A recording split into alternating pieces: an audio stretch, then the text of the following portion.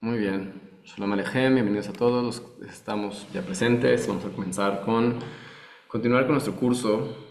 Em, Estamos viendo ya un poquito, aunque esta semana más bien que pasó, esta vez fue en martes la clase, hablamos un poquito acerca de preguntas y respuestas que iban teniendo.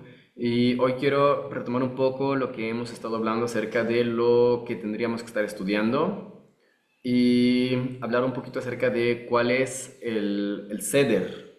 O sea, ya hemos hablado mucho del ceder de estudio, hemos hablado de lo que el adulto tendría que estar estudiando. Vamos a recordar que desde el inicio comentamos este concepto muy importante del kelal contra el perat, los kelalim contra los peratim, el principio general contra contra las particularidades.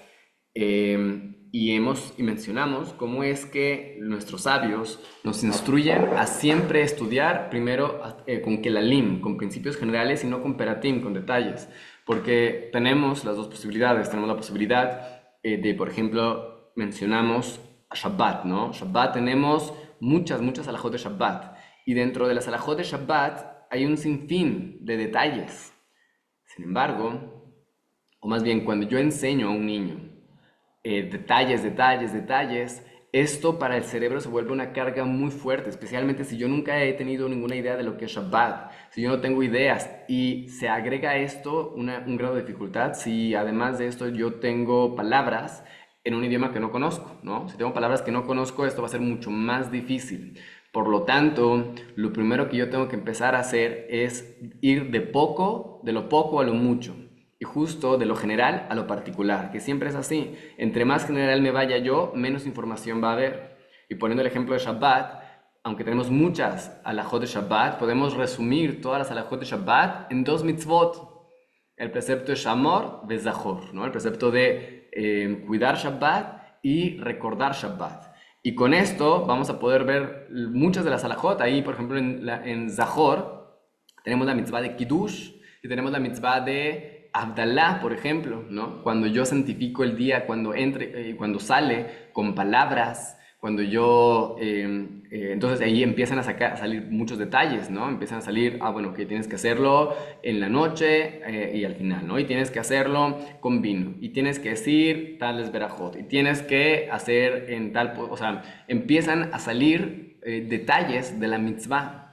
Pero si yo entiendo que hay una sola mitzvah que se llama Zahor, que viene la palabra Zahar, recordar, y tengo otra mitzvah que se llama Shamor, que se llama cuidar, guardar Shabbat, y esto implica 39 melajot. Entonces ahí empiezo yo a aumentar en detalles. Pero tengo que saber que existe una mitzvah de la Torah de Shamor et Yom Shabbat, le Kaddesho, tienes que, perdón, sí, recordar, guardar también, las dos, aplica las dos, guardar el día de Shabbat, ¿no? Y guardar el día Shabbat, ¿qué significa guardar el día Shabbat? Significa no hacer melajá, ¿no? ¿Y qué es una melajá? Bueno, hay 39 melajot. Y entonces aquí puedo empezar cada vez a irme más, a cada vez más detalles y más detalles. Sin embargo, todo esto va a ser mucho más fácil para mí aprenderlo cuando entiendo las bases, cuando entiendo que existe una base única que es, por ejemplo, Shabbat, la mitzvah de guardar Shabbat, ¿no? Y tenemos dos mitzvot principales, Zahor y Shamor, y así poco a poco me puedo ir expandiendo en detalles. Pero si yo empiezo directamente con los detalles, si yo empiezo hablando directamente de las cosas que uno tiene que hacer, me puedo perder en tantos detalles y mi cerebro no va a poder recordar tantos detalles. Sin embargo, si yo ya tengo una cosa que yo ya aprendí y de esa cosa yo le agrego algo más, mi cerebro va a ser mucho más sencillo que pueda agarrarlo, porque como mencionamos antes, el cerebro funciona a través de, como los changuitos estos que sacabas uno y salían muchos, así funciona el cerebro, a través de conexiones.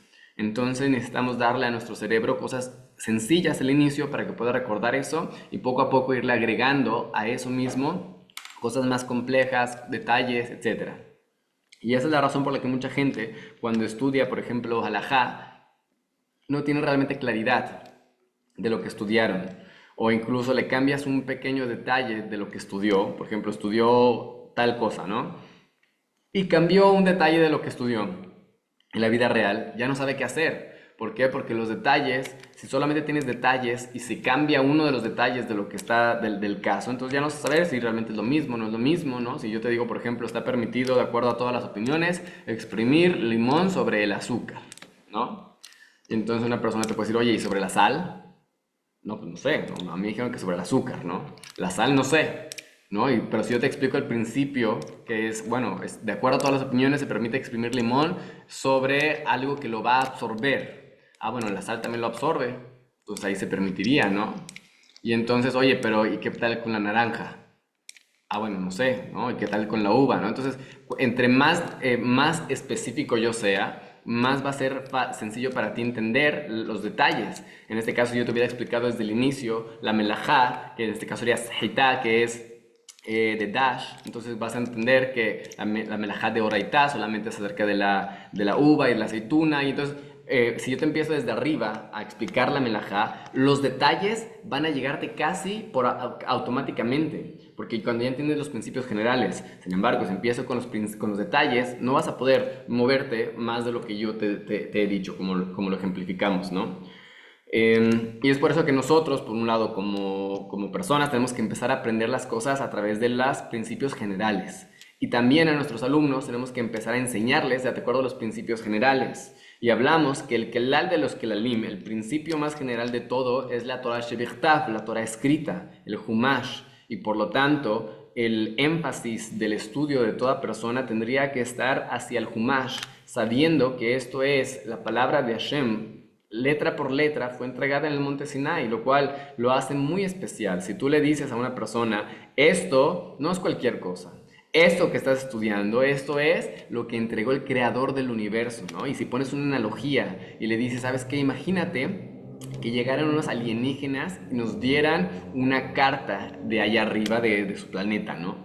No quisieras descubrir qué dice esa carta. Está en un idioma ajeno. ¿No te gustaría aprender el idioma original para saber qué es lo que significa realmente esa carta? Y lo mismo, aquí no es una carta de alienígenas. Aquí estamos hablando de la carta del creador del universo, el que nos creó a nosotros y que pues podemos entender que ahí está muchos secretos ocultos para toda la humanidad en vestimentas sencillas, en vestimentas de historia.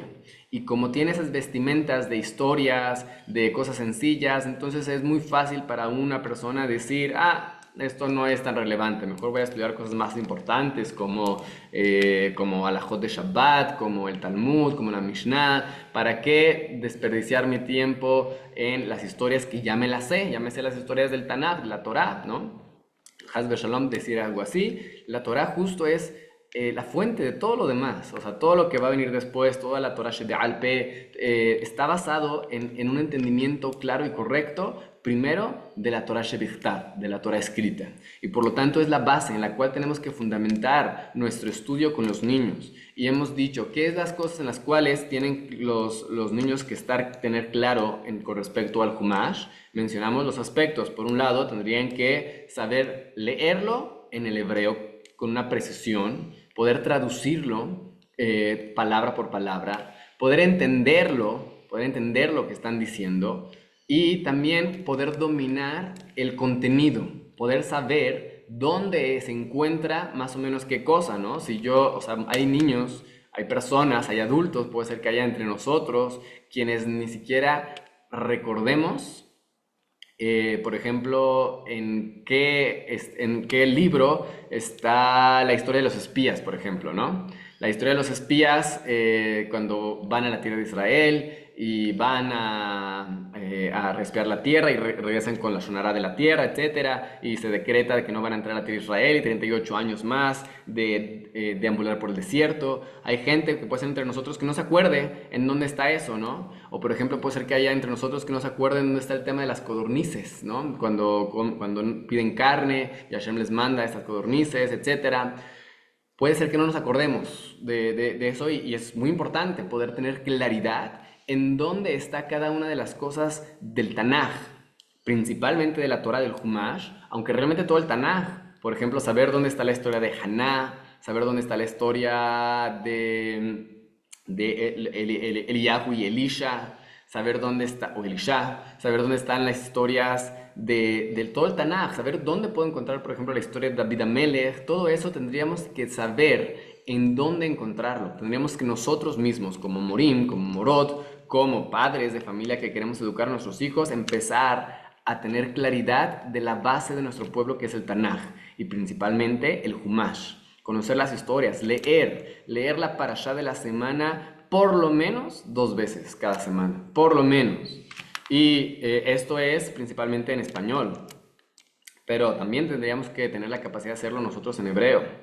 Tener la capacidad de leer la parashá de la semana mínimo 2 veces. Saber cada palabra que hay en el Humash. Y nuevamente, yo tengo un Humash, no lo tengo aquí a la mano, pero que básicamente parece un Humash como de niños, ¿no? Es un Humash justo de los que les dan a los niños en las escuelas. Y lo tengo subrayado donde están las mitzvot. Eso es una recomendación de Raprieti, que donde hay una mitzvah lo subrayo, ¿no? Y le pongo a un lado la mitzvah. Tengo a un lado puesto de cada sección donde empieza ¿qué es lo que es? Por ejemplo, aquí es el Brit Milá de Abraham, ¿no? Aquí es cuando Abraham es ordenado salir de su tierra, ¿no? Aquí es Akedat Yitzhak, ¿no? Aquí es, y entonces tengo en mi Humash a un lado de la página, le pongo, o sea, suponiendo que este fuera el Humash, tengo ahí a un lado la página, así como que, ok, entonces aquí viene tal cosa, entonces digamos, aquí está Akedat Yitzhak, entonces aquí a un lado le escribo Akedat Yitzhak. ¿Para qué? Para que yo me vaya acordando cuáles son los temas de cada sección. Cuando yo lo escribo, me voy acordando más. Entonces así puedo tener más claridad. Uno, leo la parashá, trato de leerla, bueno, y más, trato de leer la parashá varias veces a la semana. Rabrieti, por ejemplo, recomienda leerlo una vez cada día toda la parashá. Y bueno, leerlo en español todos los días puede ser sencillo, a lo mejor ya en hebreo para muchos es difícil, pero justo tendríamos que llegar a la meta de tomarnos un tiempo de lectura de Humash, de la parashá de la semana, todos los días. Y mínimo tratar de llegar a leerla 2 veces por semana. Y si se puede en hebreo y en español 2 veces, excelente. Si no, por lo que podamos, con el tiempo que tengamos. Pero ponernos las pilas para poder leer con precisión, pronunciando correctamente, sabiendo las reglas gramaticales, que para eso tenemos el curso de hebreo, que ya está por terminar el curso de hebreo que estamos ahorita, y están todos invitados los que no se han unido a unirse al siguiente, que yo pienso que va a ser como en mes y medio, a lo mejor. Pero bueno, entonces saber todas las reglas gramaticales correctamente, saber dónde están los acentos, saber dónde van, cuáles son las vocales, cómo suenan, etcétera. Todo eso es información importante porque nuevamente nosotros, como pronunciamos nosotros, es como nuestros alumnos van a pronunciar, como nuestros hijos van a pronunciar. Los errores que nosotros tengamos es lo que les vamos a transmitir a ellos. Entonces, querramos que nuestros alumnos pronuncien de la mejor manera. Queramos que nuestros hijos sean un ejemplo y normalmente esto es lo que pasa en la mayoría de las personas que son Baalei Teshuvah y los Gerim, se reconocen. ¿Por qué? Por su pronunciación. Se sabe que no tuvieron educación judía de niños. ¿Por qué? Pues porque no pronuncian bien. Entonces, para mí la pronunciación es un tema muy importante de tratar de ayudar a los niños, y muchos de ellos la tienen a veces de pierde porque nosotros, los papás, no tenemos una buena pronunciación. Entonces le pegamos con nuestras buenas intenciones de ayudarlos, les pegamos nuestra mala pronunciación. Entonces tratemos de ayudar lo más que podamos a nuestros hijos a tener esa buena pronunciación para que ellos puedan desde pequeños escuchar y desarrollar ese oído para poder diferenciar entre las reglas muy finas del hebreo, entre diferentes, por ejemplo, entre la het y la jaf, entre la he, entre la ain y la alef, entre todas estas letras que son muy similares, pero que son diferentes y que tendríamos que pronunciarlas cada uno de acuerdo a su pronunciación. Por otro lado, ok, entonces tenemos el Humash. El Humash tendríamos que estarlo nosotros y a nuestros alumnos, poder asegurarnos de que ellos lo estén leyendo correctamente. Estén leyendo, y de hecho vamos a entrar en esto. Vamos a entrar en cuál es lo que recomienda Raprieti para enseñar a leer un pasuk a un niño, ¿no? ¿Cómo enseñas a leer un pasuk? Y entonces, por ejemplo, dice Raprieti, primero lo haces leer 4 veces el mismo pasuk. 4 veces que lea el mismo pasuk. Estamos hablando de un niño que ya sabe leer, obviamente. Está leyendo 4 veces el pasuk y tú estás escuchando la pronunciación, no corriges, no haces rostros, no dices nada, simplemente escuchas cómo lee y tratas de identificar los errores. Entonces, si ves que cometió un error las 4 veces que lo leyó, Entonces, o sea, lo leyó una vez, otra vez, y los mismos errores cometió. Entonces ahora te vas a regresar a las palabras en específico y preguntarle, a ver, esta palabra, ¿cómo se pronuncia, no? Y entonces, si te la vuelve a pronunciar de manera errada, le puedes tú dar dos opciones. A ver, se pronuncia, por ejemplo, vamos a decir que está pronunciando mal la shin y la está pronunciando como sin, que es un error muy común, confundir la shin con la sin. ¿No? Entonces, por ejemplo, en lugar de pronunciar tasim, que significa poner, dice tashim, ¿no? Entonces, y tú le dices, a ver, ¿es tasim o tashim? Entonces, una de dos. Cuando tú le marcas el error de esta manera, preguntándole dos opciones, una de dos. Una opción es que el niño va a saber la regla y decir, ah, no, es tasim. Otra opción es que no va a saber, no se va a acordar cuál es la regla y por lo tanto va a equivocarse. O, perdón, hay una tercera opción, o va a dudar y va a decir, ¿era así o no era así? Entonces, ¿qué significa? Que este niño necesita regresar a la sin, a la shin y recordar cuáles son las reglas de la sin y la shin. Y entonces tú le vas a enseñar nuevamente, no le vas a decir cómo se pronuncia bien esta palabra, le vas a decir cuál es la diferencia entre la sin y la shin. ¿Qué es lo que estamos tratando de hacer con esto? Enseñar el pasuk en estos pasos. Vamos a repasar los pasos para enseñar el pasuk a un niño que te está leyendo. Uno, lo escuchas y lo haces leer el pasuk 4 veces. Que lo lea 4 veces. Y vas a escuchar qué errores tiene. Aquellos errores que repita las 4 ocasiones, entonces vas a preguntarle nuevamente, a ver, esta palabra, ¿cómo se pronuncia? Sin emitir juicios. En otras palabras, no quieres que sepa el niño que lo está haciendo mal o bien con tu rostro. ¿Por qué? Ahorita vamos a explicar por qué. Si tú solo vas a dejar que el niño lea y tú no vas a emitir ningún juicio. Y si lo lee mal, entonces ahora le vas a dar dos opciones. La mal que está leyendo y la opción buena que está leyendo. Si él se sabe corregir solito, entonces perfecto. Si sabe la regla, pero se le olvidó. Si no se sabe corregir solito, entonces tú le tienes que enseñar nuevamente la regla que se le está olvidando.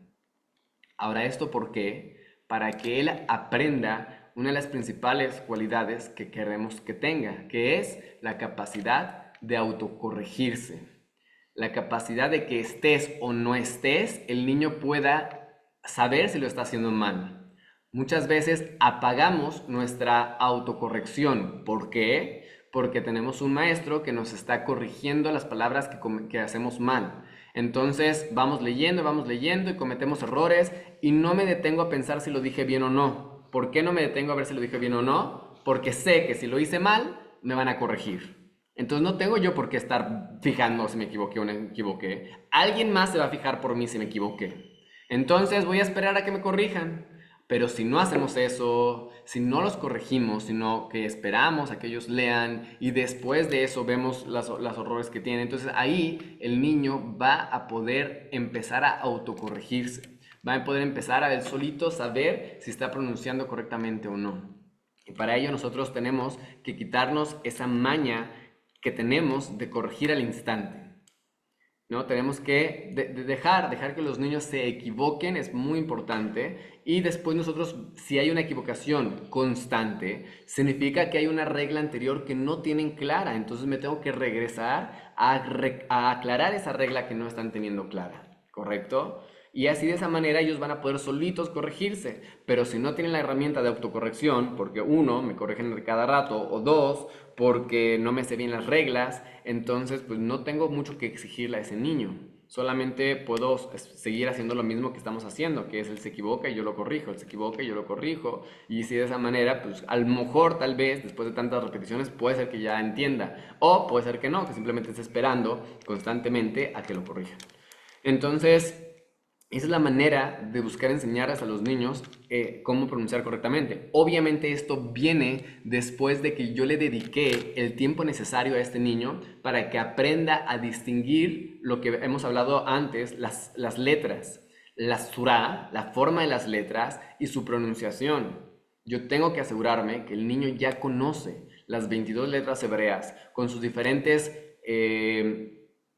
cambios que pueda tener la letra, como por ejemplo cuando tiene dagesh, cuando la jaf o la kaf, ¿no? Por ejemplo, que ellos sepan las 22 letras con sus diferentes sonidos y puedan diferenciar perfectamente una letra de la otra. Y puede ser cosas muy sencillas como diferenciar entre la Vav y la Nun Sofit, que es por el tamaño, aunque no es tan sencillo siempre. O puede ser como distinguir entre la Mem y la Tet, que son muy similares. O más difícil, como lo que acabamos de decir, entre la Shin y la Sin, que pues es la misma letra, simplemente cambia el puntito de arriba, ¿no?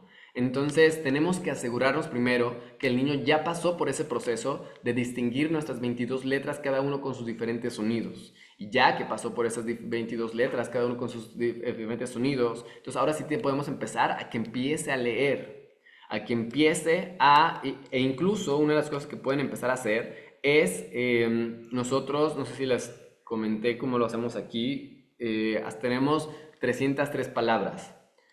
Estas 303 palabras, que son raíces, el Rap Rieti sacó esto, creo que de otro rap también antes que él, que estas 303 palabras son las 303 raíces que con ellas puedes comprender el 80% del Humash Bereshit y aproximadamente entre el 60 y 70 de todo el Humash, solamente con saber estas 303 palabras. Entonces en mi escuela lo que hacemos es que primero se aprenden, se memorizan estas 303 palabras, incluso antes de que sepan leer. Y entonces van sabiendo el nombre de las letras, sí, bueno, van sabiendo el nombre de las letras, cómo suenan, etcétera, van aprendiendo a leer, a la par van aprendiendo estas palabras, vocabulario, y a la par de aprender este vocabulario, después ya que aprendieron las letras y que ya están en el proceso de aprender este vocabulario, van practicando su escritura. La escritura de las units, ni siquiera tienen que saber escribir, solamente para eso tenemos el alfabeto móvil. ¿Se acuerdan que les mostramos el otro día un alfabeto móvil? Se los voy a mostrar otra vez para que lo vean.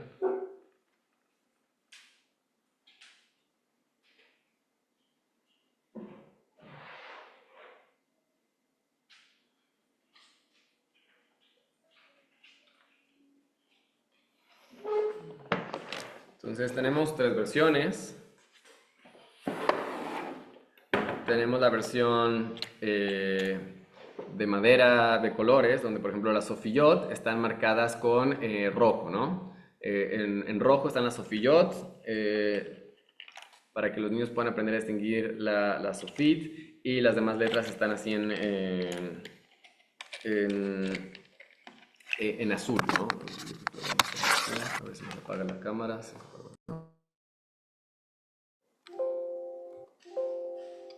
Entonces, básicamente este es un alfabeto móvil donde los niños todavía ni siquiera tienen a lo mejor la capacidad de escribir, pero ya están empezando a escribir las palabras de las units, ver cómo, y literalmente la primera etapa es agarran la tarjeta y van escribiendo viendo la tarjeta. Otro nivel sería no sin agarrar la tarjeta.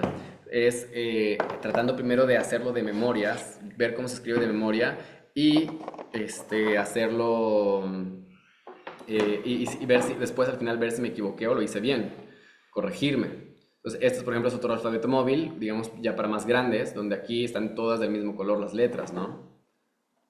Son igual letras de madera. E incluso tenemos la versión con ya la forma en la que se escriben, ¿no? Las letras, que está al revés esto y está muy desorganizado, pero bueno. Pero entonces aquí tenemos la Aleph.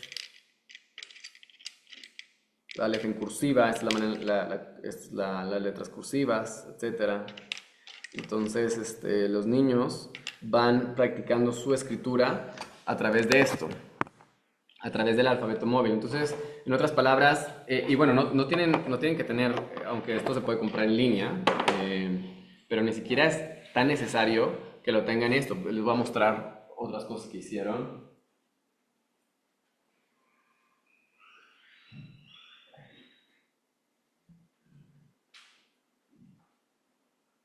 Ya se las había mostrado estas, pero igual les vuelvo a mostrar para que vean. Entonces, por ejemplo, estas son también letras que el mismo Moré hizo con papel y las semicó. ¿no? Entonces, de esta manera, esto cómo lo usan, incluso el More hizo juegos con ellos y entonces empezó a, por ejemplo, decir, esparció las letras en el piso y entonces les dijo, les da una palabra y entonces dos equipos y tienen que juntar las palabras de las units y ver cómo se escriben y el que lo escribe mejor primero, esos son el equipo que obtiene el punto, digamos, ¿no? Y entonces la idea es como que ir generando ese gusto también por el aprendizaje a través de juegos y dinámicas divertidas para que los niños puedan, por un lado, se aprenden las palabras y que también les gusta mucho aprenderse las palabras. Nosotros nos aprendemos la palabra de esa manera como que están ellos recitando las palabras. Sin Rosh, cabeza, Baró, creó, Elohim, Hashem, poder de los poderes. Y luego, cuando ya saben bastantes, entonces luego hacemos un juego como el de la papa caliente, pero con las units, ¿no? Entonces cada uno va diciendo una y el que le suena en el momento sale del juego, ¿no? Y así vamos haciendo diferentes dinámicas en las cuales los niños les gusta y se divierten de aprender estas palabras de memoria, se las memorizan y luego poco a poco van aprendiendo cómo se escriben, aunque no sepan escribir todavía necesariamente en hebreo. Y luego de eso empiezan a tratar de identificar estas palabras dentro del Humash. Entonces empiezan su inicio de lectura, ¿no? Agarran un Humash y empiezan a buscar estas palabras dentro del texto, porque no están necesariamente de la misma manera. Por ejemplo, la palabra Rosh, cabeza, ¿dónde la vas a encontrar? La vas a encontrar en Bereshit, ¿no? Bereshit tiene ahí Resh Aleph Shin, que es de Rosh, que es de inicio. Entonces no va a ser tan fácil necesariamente encontrar las palabras, ¿no? Por ejemplo, la palabra Ra'o, ver, basta que nosotros las enseñamos como Ra'o, ver, pero ellos la van a encontrar como Bayar al inicio de Bereshit, ¿no? Y así muchas de las palabras van empezando a identificar las palabras dentro del texto. Entonces así los niños van empezando poco a poco y después ya empiezan con la lectura del Humash, a leer el Humash, a traducir palabra por palabra, las palabras que no están en esas 303 palabras, las apuntan en su cuaderno con su significado y así realmente no tendrían ninguna palabra que les sería desconocida. De esta manera ellos aprenden, uno, a leer el Humash y bueno, me faltó algo. Por un lado, hay dos cosas y esto aplica para todos. Cuando empezamos a aprender, tenemos que entender, y ya lo hemos mencionado antes, pero que tenemos un tipo de estudio que es hay un tipo de estudio que es para cada propósito, ¿no? Hay un estudio, primero voy a leer el texto de la Torá solamente para empezar a pronunciarlo, que mis labios se acostumbren a pronunciarlo. Vamos a sacar, ¿se acuerdan? Ya lo vimos el otro día en nuestro mapa mental.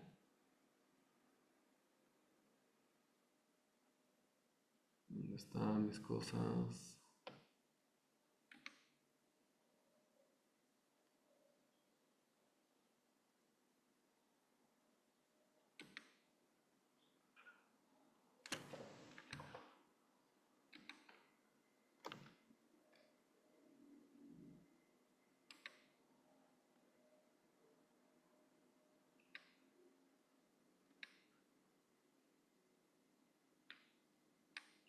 Entonces, por ejemplo, aquí tenemos esta tablita que es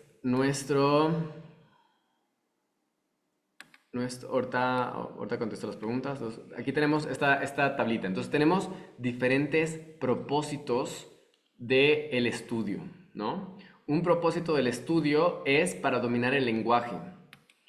Estamos hablando aquí de un idioma desconocido para nosotros, para la mayoría de la gente, ¿no? Entonces, tenemos primero que acostumbrarnos al lenguaje.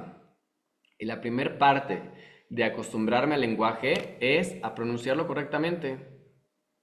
Tengo que aprender a pronunciar correctamente el texto, ¿no? Pronunciar correctamente es la primera parte. Aprender a pronunciar correctamente. Entonces, primero lo voy a leer las veces que sean necesarias para poder empezar a fluir un poquito en el texto, ¿no? A pronunciarlo, primero voy a leerlo muy lento, en caso de que apenas estoy aprendiendo a leer, lo voy a leer muy lento para asegurar que estoy pronunciando cada palabra correctamente. Y esto me puede tomar varias lecturas. Puede ser que varias lecturas primero para acostumbrarme y ver que estoy pronunciando correctamente. Después, esto me va a llevar a la fluidez. ¿En qué significa la fluidez? Es justo esta capacidad que tengo de fluir de una palabra a la otra. Cuando empezamos a leer no leemos fluido y no hay que esperar leer fluido y no hay que exigirle a un niño leer fluido al principio. Obviamente que va a leer como niños de kinder. Todos vamos a leer como niños de kinder cuando apenas empezamos. Y vamos palabra por palabra, sílaba por sílaba. Eso es lo normal, eso es lo esperado. Entonces no esperemos tener fluidez. Esperemos simplemente, primero es pronunciación. Si yo trato de tener fluidez, en otras palabras, trato de leer rápido, voy a perder mi pronunciación en el camino. Por eso le tengo que poner primero prioridad a pronunciar correctamente antes de pronunciar rápido, antes de leer rápido. Entonces, primero mi atención tiene que estar en la pronunciación y para ello, o sea, en otras palabras, si mi meta en esta lectura es pronunciar correctamente, entonces voy a hacerlo lo lento que necesite hacerlo. Ni muy lento ni muy rápido, a la velocidad que necesite hacerlo, porque voy a estar leyendo letra por letra y sílaba por sílaba, pero muchas veces, por ejemplo, aquí cuando ustedes vieron esto, no tuvieron que ser lenguaje, no. Ustedes ya saben, en cuanto vieron la palabra, su cerebro inmediatamente reconoció que ahí dice lenguaje, ¿no? No necesitaron un proceso lento de lectura. Y ahora, como hacemos eso en español, a veces creemos y queremos hacer lo mismo en hebreo, ¿no? Queremos hacer lo mismo y queremos leer toda la palabra.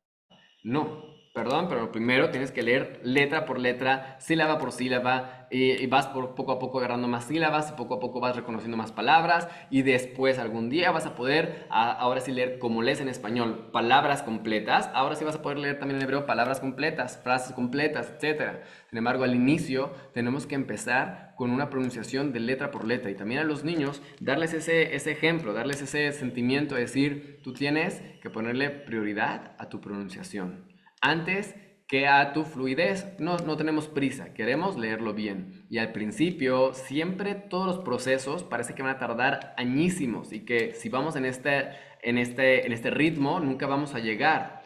Pero siempre hay un salto muy grande de una etapa a otra. Por ejemplo, de empezar a leer las letras.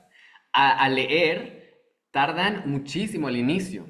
Pero cuando empiezan a leer, ¡pum! De repente empiezan a dar un salto y empiezan a leer muy, muy, muy bien, ¿no? Entonces, a veces pensamos, bueno, si vamos a este paso nunca vamos a alcanzar. Y eso hace que tengamos métodos de estudio que no sean tan positivos muchas veces, ¿no? Y que queramos presionar o que prefiramos que recen con la fonética porque si no, nunca van a aprender la tefilá y no. No, para nada. Lo que tenemos que darle prioridad es a las bases, que ellos puedan pronunciar bien y que se tarden lo que se tengan que tardar. Y lo mismo también pasa con nosotros. Tenemos que respetar nuestros procesos. Por otro lado, la fluidez. Saber que nuestra meta es esta. Nuestra meta es leer de una manera fluida. ¿Ok? Tenemos que leer de manera fluida, pero después de que esto viene solito.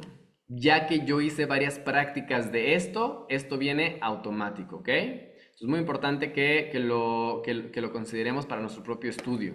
Entonces, yo al principio no voy a estar leyendo para esta segunda etapa, digámoslo así, ¿no? Entonces, esta segunda etapa de comprensión. Mucha gente cree que al empezar a leer ya va a empezar a leer para comprender. No. Primero vas a leer simplemente para qué? Para poder fluir, para poder pronunciar correctamente. Ya que pronunciaste, ya que fluiste, ahora tienes que empezar con la traducción. Y esto es otra lectura, ¿no? Entonces ya lo leí 4 veces, o 5 o 10, no sé cuántas veces, y esto solo me ayudó ¿para qué? Para empezar a tener pronunciación y un poquito de fluidez, ¿no? Pero ahora, ¿qué crees? Ahora tengo que volver a leerlo todo para traducir. Y entonces leo palabra por palabra y empiezo a traducir palabra por palabra.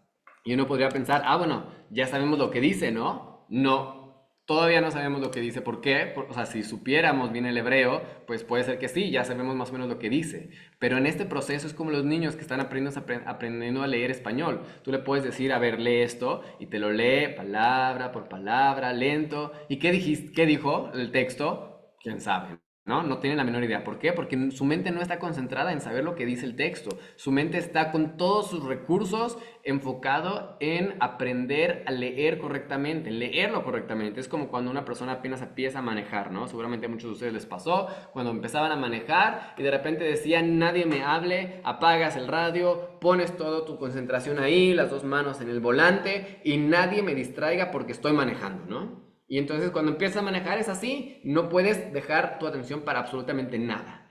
¿Y qué pasa después de unos años de que estás manejando? Ya puedes estar mientras estás aquí con la radio y estás platicando con el compañero y aquí y allá, etcétera. Entonces mientras manejas, ¿no?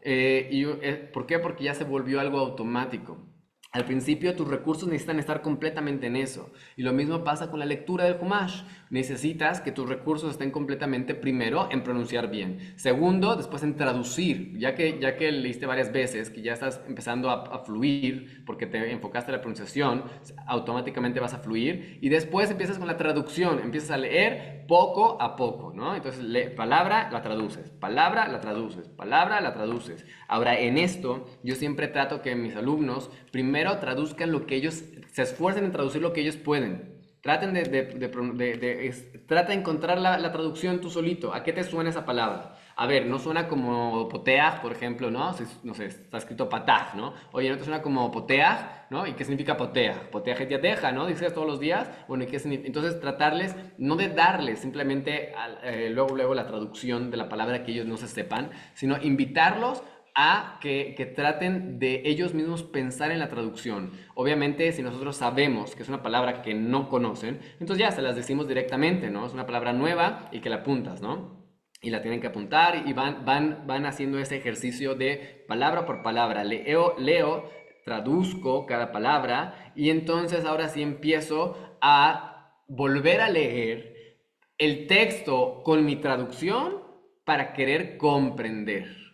Esto es otra lectura más, o más bien otras lecturas más, ¿no? Porque seguramente te va a tardar, y esa es la idea es primero que no les des tú lo que el pasuk significa, lo que el versículo significa, sino que ellos puedan empezar a comprender por su propia cuenta qué es lo que el pasuk significa, ¿no? Entonces, pronuncias correctamente, lees primero varias veces para pronunciar mejor y empezar a fluir. Luego lees otra vez para empezar a traducir. Y luego lees otra vez u otras veces para empezar a tratar de entender qué es lo que está diciendo el texto.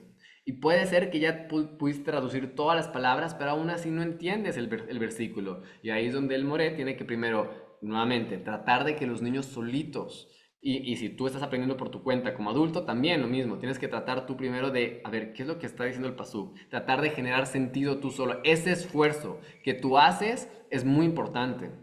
Ese esfuerzo en traducir, ese esfuerzo en comprender, sin inmediatamente ir al texto en español, sin inmediatamente ir al comentario, sin inmediatamente tú decirles a tus alumnos la traducción o explicarles el pasuk. Primero necesitamos hacer ese esfuerzo de tratar de entender por mi propia cuenta, ese esfuerzo mío, ¿no? Para comprender.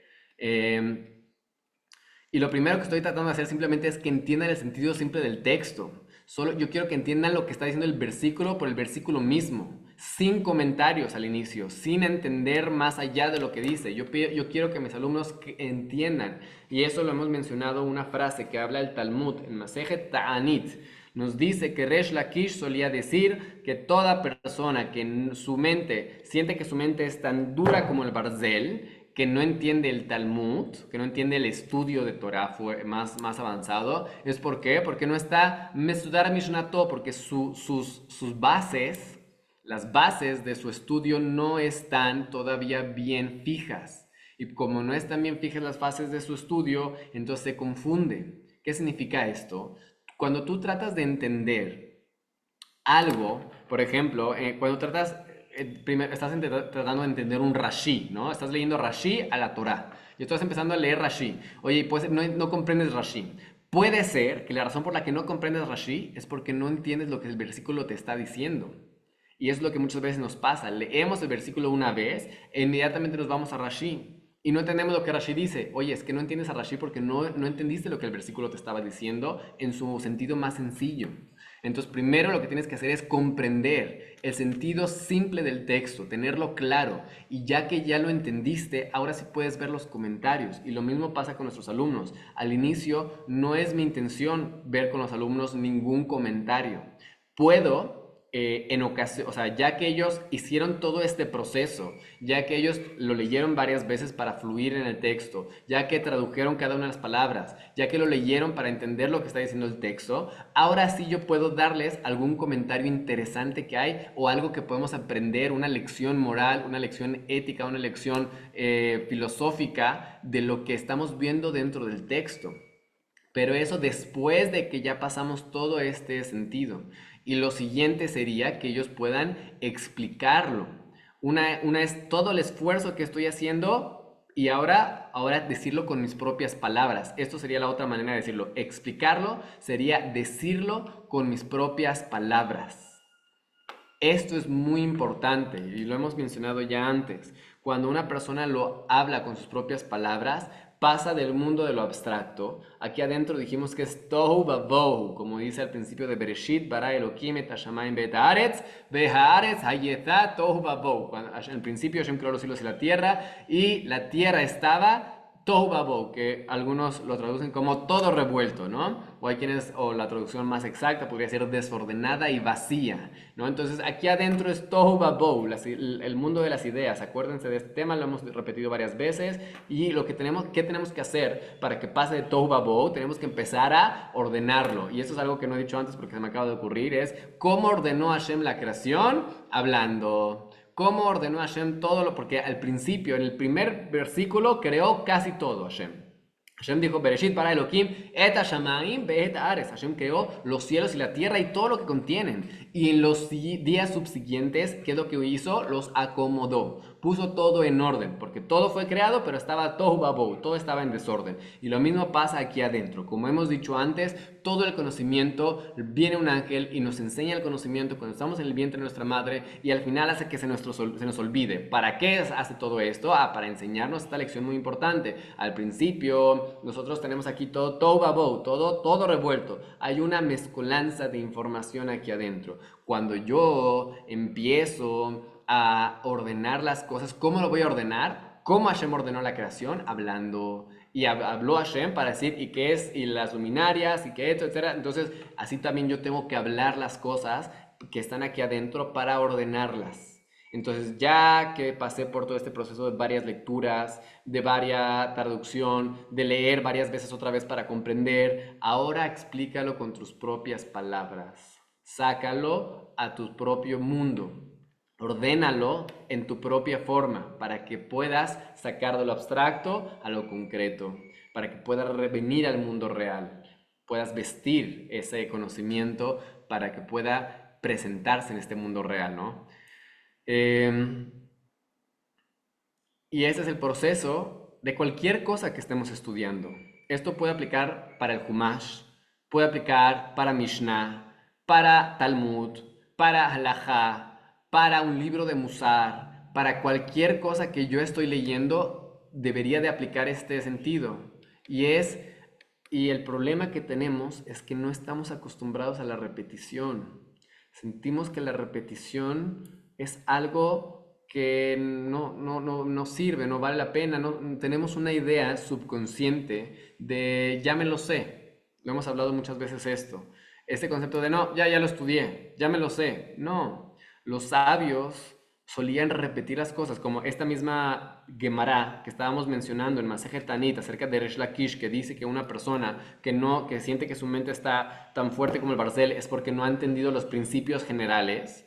Esto en qué se va, y después que dice él, que él antes de entrar a estudiar Talmud con su Habrutá, con Rabbi Yohanan ben Zakkai, él solía repasar su Mishnah 40 veces. Estamos hablando de repasar, no estudiarla por primera vez. Estamos hablando de que él ya seguramente la había estudiado antes, pero la repasaba, la repetía 40 veces antes de entrar a estudiar con Rabbi Yohanan ben Zakkai.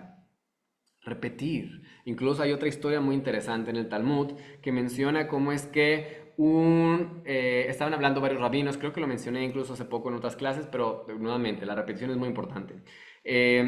estaban varios rabinos juntos en la noche de Purim. Y entonces estaban esperando a otros rabinos que llegaran. Y no llegaban, se tardaron mucho. Entonces le dijo uno al otro, tal vez se quedaron entretenidos en la seudá, en la comida festiva de Purim. Fue lo que dijo un rabino. Y entonces el otro le dijo, ¿cómo? ¿No escuchaste lo que dijo Raba? Que una persona que come su comida festiva de Purim en la noche no cumple con su obligación de la comida festiva y que tiene que ser hecha durante el día. ¿No escuchaste esa alajá? Y el otro dijo, no, eso dijo Raba. Y le contestaron, sí, eso dijo. ¿Y qué hizo ese rabino? Se puso a repetir, si no me equivoco, también 40 veces esa alajá. Una persona que come su seudá en la noche no cumple con su obligación. Ya se las dije a ustedes, ya se la aprendieron, ¿no? ¿Para qué necesito repetirla 40 veces?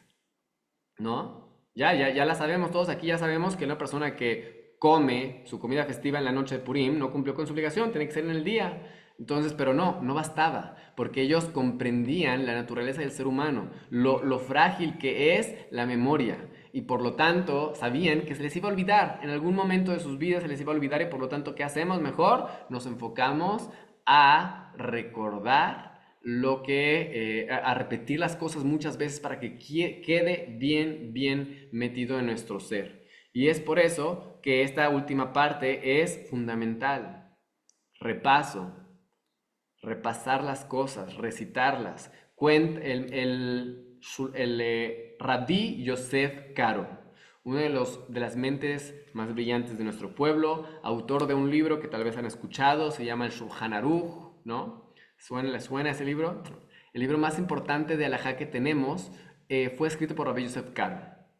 Él vivió en Sfat, en la época de la Edad Media, en 1500, en la tierra de Israel, en Sfat, y junto con los grandes cabalistas, ¿no? Con Arizal, con Rabbi Moshe Cordovero, etc. Y él era también él fue visitado por lo que se llama un Magid. Un Magid es como un ángel que venía con Rabbi Yosef Karo y le enseñaba Torah, el ángel.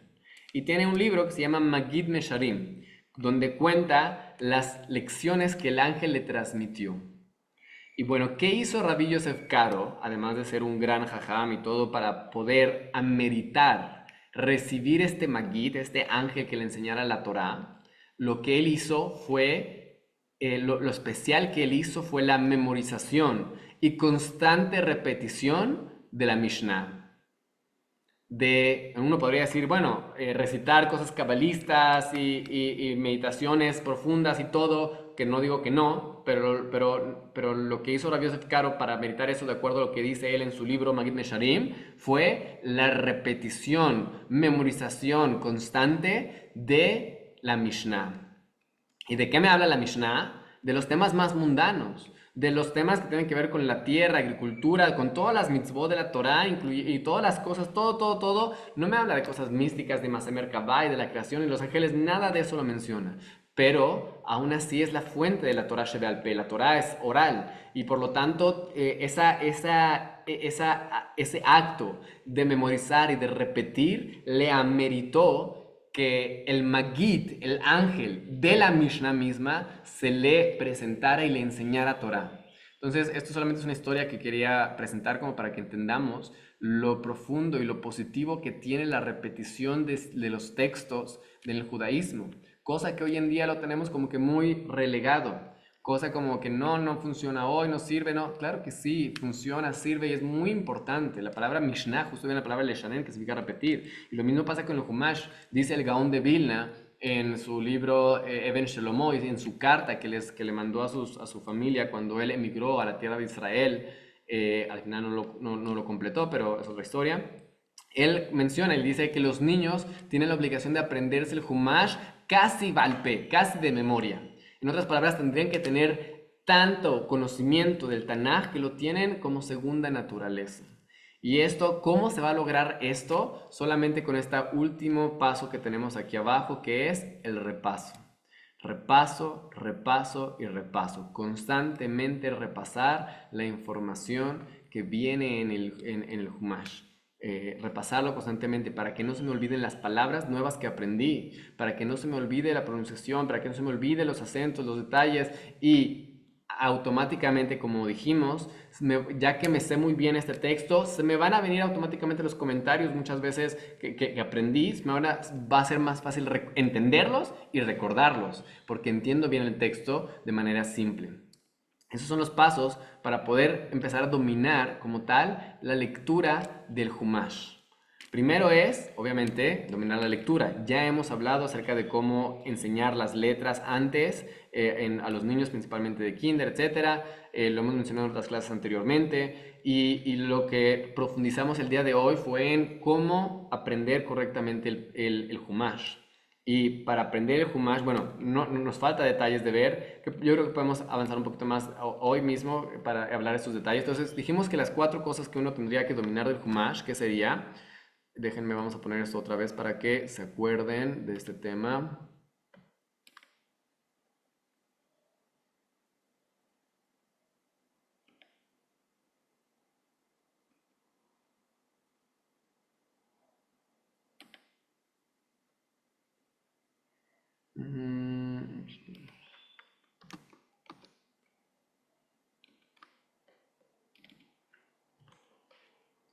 Muy bien, entonces aquí tenemos nuestras 4 cosas que tendríamos que estar aprendiendo del Humash, poder desarrollar del Humash. Por un lado, lo que estamos viendo ahorita es esto, lectura y traducción, estos 2 aspectos que tenemos acá de este lado. Leer con precisión y fluidez, aquí tendría que corregirlo porque primero va la precisión y luego va la fluidez. Entonces, primero aprender a leer con precisión y fluidez, tratar de, especialmente a los niños, que tengan la capacidad incluso de leer directamente el Sefer Torah, donde no tiene nada de tenuot ni ta'amim, sino que eso es algo que ya lo tienen de memoria, poder traducir el texto. De hecho, aquí los alumnos que tenemos realmente están preparados para eso, están preparados para leer el Sefer Torah y ellos, por ejemplo, uno ya hizo Bar Mitzvah y él no necesitó, como muchas veces necesitan los niños, un maestro aparte que le estuviera enseñando para su Bar Mitzvah, sino que en la escuela aprendió los principios para la lectura y él solito sacó su propia parashá, así con ayuda de nosotros de vez en cuando lo escuchábamos para ver cómo iba, pero realmente el trabajo lo hizo por su cuenta. ¿Por qué? Porque si sabes los principios, y es lo que estamos haciendo, recuerden, estamos tratando de educar para la independencia. La idea es que los niños no me necesiten. El mejor ambiente sería el que todos los niños están trabajando cada uno pacíficamente en lo suyo, de acuerdo a su nivel, y el moré está ahí observando, escuchando cómo están estudiando, etcétera, sin necesidad de estar con ninguno a la vez, sino poder tener la capacidad de estar escuchándolos a todos y estar ayudándolos, explicando ciertas cosas y así, pero que cada uno vaya estudiando por su cuenta, esa es la meta, porque al final de cuentas es lo que queremos, que ellos después estudien por su propia cuenta. Entonces, a lectura, precompresión y fluidez, traducción, traducir y entender lo que están leyendo, el texto sencillo, saber la narrativa del texto, en otras palabras, conocer bien los personajes, los eventos de cada parashá, saber identificar en qué parashá se encuentran, en qué temas. Entonces, para ello podemos hacer varias cosas, ¿no? Por un lado, cada parashá que llega, tengo la oportunidad de hablar de la parashá de la semana, pero también yo estoy viendo el Humash en otro orden. Estoy con ellos viendo el Humash en otro orden y estoy tratando de que se acuerden cada evento de inicio con tantos repasos como los que llevamos, porque ahorita hablamos de leer el Humash al inicio como varias veces para fluir con el texto, después leer para traducir el texto, después leer para comprender el texto, después explicarlo con mis propias palabras y después es el repaso. Hasta aquí no hemos hablado de repaso, sino hasta después de que ya lo pude explicar con mis propias palabras y al siguiente día que hago, vuelvo a repasar los versículos que vi ayer. Aquí lo que hacemos en mi escuela, que puede ser que igual sea poquito repaso, porque lo que hacemos es, cada día, los niños repasan 4 versículos, no, perdón, son 8 versículos. Cada día, depende, los más avanzados hacen 4 versículos nuevos cada día y repasan 8 de los que vieron antes. Cada día repasan, aprenden 4 y repasan 8. Y el viernes es solamente repaso, no ven nada nuevo, ven todo lo que hicieron el día anterior. Y la última semana del mes repasan todo lo que vieron durante el mes. Entonces tenemos ahí mínimo, digamos, cada pesuk, 2 veces se repasa, 3 veces en la semana se repasa, 4 pasuk, 4 veces con la lectura del mes, ¿no? Entonces repasan mínimo 4 veces cada cosa sin mencionar lo que tardaron en aprenderlo, ¿no? Entonces, lo aprenden y lo repasan 4 veces, ¿no? Entonces, ¿para qué? Para que tengan claridad del tema, para que vayan, y bueno, cuando lo aprenden del Tikkun Korim, lo leen también varias veces. Entonces, ya con eso tendría que ya ser casi suficiente para que se acuerden más o menos de cada personaje, pero también es importante hablar con ellos por fuera, de una manera ya explicándoles, no solamente que ellos lean, sino tú también les explicas, te acuerdas, bueno, entonces la parasha de la semana nos habla de esto, esto y esto, y hablamos un poquito más de un tema y lo hacemos más grande para que se vayan acordando, y cada año que pasa la parasha hablamos de un tema en específico y lo hacemos más grande. Después voy a traer a una morada de México que nos va a hacer una clase específicamente de cómo dar parashat Shabua. Lo vamos a hacer después. Y por otro lado, las mitzvot, también lo que se desprende del texto y que es la base para también la halajá y para la mishnah y para todo lo que se va a ver más adelante, son las 613 mitzvot. Entonces los niños también tendrían que tener la capacidad de poder desprender del Humash las mitzvot que aparecen ahí, por lo menos mencionarlas. Mencionar en esta sección que estamos estudiando el Humash ahorita, aprendemos esta mitzvah, ¿no? En esta sección que estamos abriendo aprendemos tal mitzvah. Y por lo menos que vayan teniendo un conocimiento bueno de las mitzvot. Y lo que estamos tratando de hacer en esta escuela también es que se las aprendan de memoria las mitzvot a través de una palabra, ¿no? Emuna, Zulato, Ejad, y van aprendiendo una palabra que después vamos a hablar de ese tema. Pero entonces, si los niños dominan esto, básicamente dominaron el Humash. Entonces van a tener la capacidad de poder entender el Humash con claridad, tener la capacidad de entender, de saber dónde aparece cada cosa. Y en cuanto les digas algo, inmediatamente van a acordarse dónde está, inmediatamente van a abrir el Humash, saber dónde está y encontrarlo, leerlo, traducirlo. Y esta es la base. Además de que ya que tengan esto, obviamente van a tener un vocabulario muy extenso para lo que sigue, para cualquier otro tema. Entonces, uno de los temas muy importantes, tanto en nuestro estudio como adultos, como en el estudio de los niños, es el Humash. Aprender a leer el Humash, aprender a traducir, como dijimos ya todo lo que hemos dicho hasta ahorita, ¿no? Vamos a entonces pasar. ¿Alguien tiene preguntas de lo que vimos ahorita? Bueno, preguntaron las 613 palabras. Déjenme, voy a ver cómo puedo hacer para pasarles las 613 palabras, las 303 palabras, no 613, 303 palabras, que son las palabras que hablamos hoy. Desde otra si puedo facilitárselas. ¿Alguna pregunta? ¿Alguien tenga?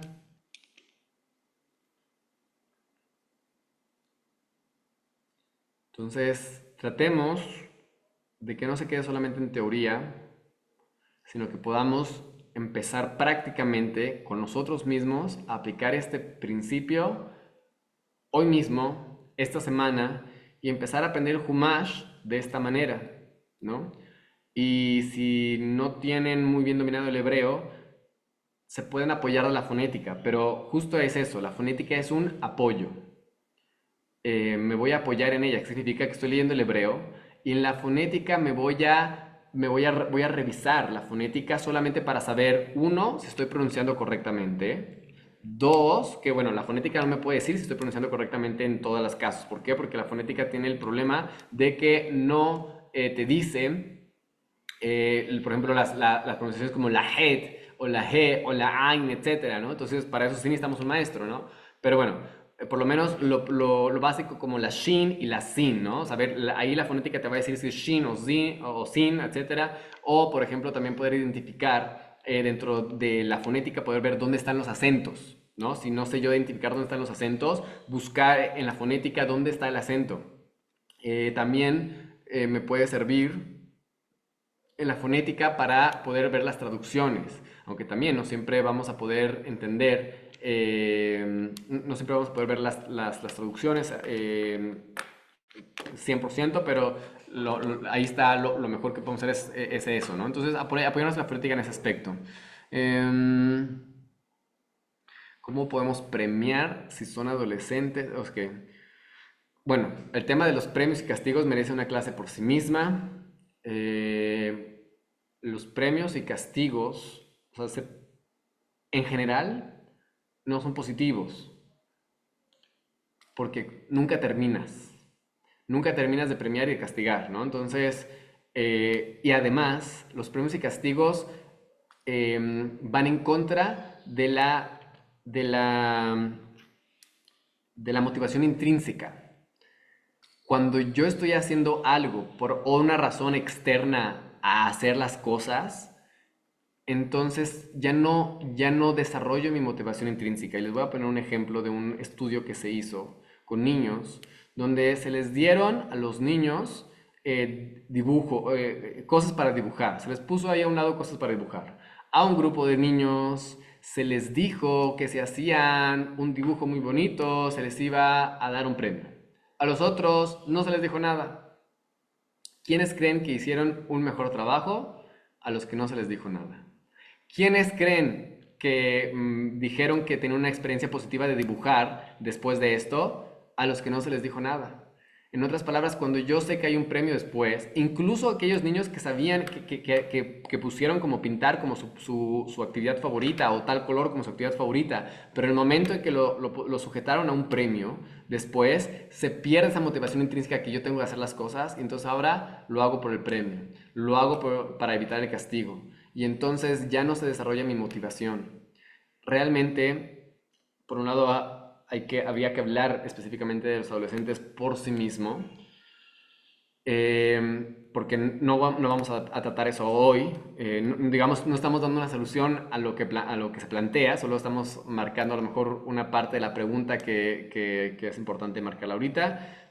Después podemos hablar un poco más acerca de la pregunta en general, que es cómo podemos ayudar a crear esa motivación intrínseca. Ahorita lo único que estamos diciendo es los premios y los castigos disminuyen la motivación intrínseca de las personas de aprender, adultos o niños. Los niños, como lo hemos mencionado antes, ya quieren aprender si se hace de una manera correcta. Los niños les gusta aprender, aman aprender si se hace de una manera correcta. Obviamente no siempre van a estar igual de motivados, no si, a veces sí vas a tener que empujarlos, vas a tener que animarlos, que hacer de motivador y como la palabra que utiliza la doctora María Montessori, que justo dice no malinterpreten mis palabras, pero es la palabra más exacta, es seducir a los niños al estudio, ¿no? Entonces, hacer que se vuelva atractivo para ellos el estudio de una manera u otra es lo que tenemos que tratar, pero a veces también tenemos que empujarlos un poquito y decir, vamos, estudia ahorita y nada más te toma esto y así, y poco a poco les vamos ayudando a generar esa motivación intrínseca dentro de ellos. Al principio es normal que no les guste, pero cuando ellos se esfuerzan un poquito después de eso, a través de su esfuerzo van a aprender a hacer algo. Es normal que no te guste algo que no eres bueno, que te sale mal, etcétera, etcétera. Y al principio siempre va a ser así el aprendizaje. No vas a ser bueno haciendo las cosas, no vas a ser bueno leyendo, no vas a ser bueno traduciendo, pero después vas a hacerlo, después de que te esfuerces, después de que fracases lo suficiente, ¿no? La palabra fracasar suena muy feo, después de que te equivoques lo suficiente. ¿No?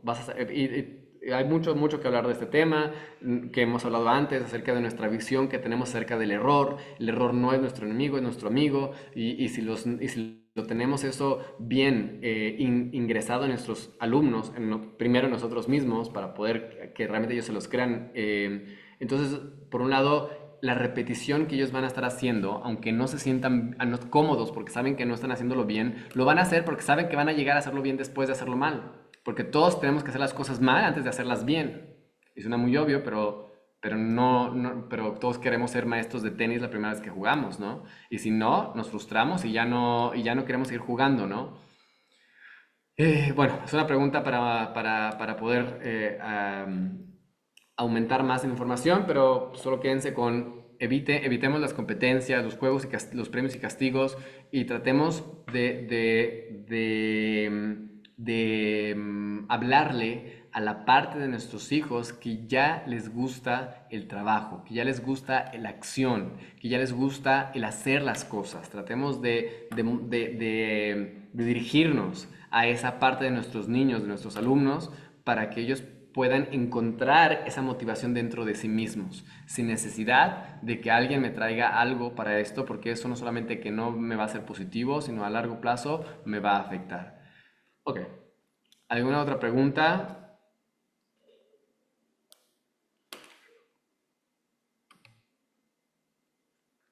Muy bien.